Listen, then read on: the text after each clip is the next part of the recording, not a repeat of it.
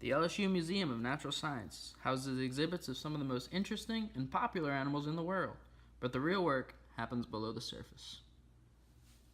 DNA sequencing is sequencing the genes, the genomes of organisms. So there's 4 letters that make up DNA, G, A, T, and C, and so it's determining the sequence of all those letters throughout the genome of organisms. It is here, in the basement of Foster Hall, where Dr. Chris Austin and his team are working on sequencing the DNA of some of the rarest reptiles and amphibians in the world.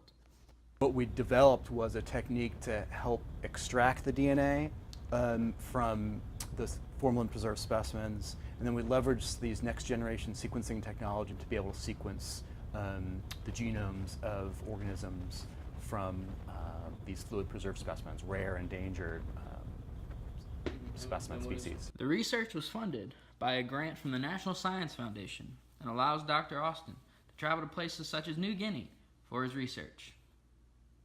So one of the things that we did was we sequenced a bunch of genes, thousands of genes actually, from these rare snakes, some of which are more than 100 years old. So we're able to not only get and we're not only able to extract DNA and sequence DNA from freshly preserved specimens, but also these really old specimens. And so for those specimens, they'd never been, the genomes had never been sequenced and never been placed in the tree of life, so that's what we did. The ultimate goal for Austin would be to possibly one day resurrect these animals and to bring them back into the food chain. For Tiger TV, I'm Philip Fletridge.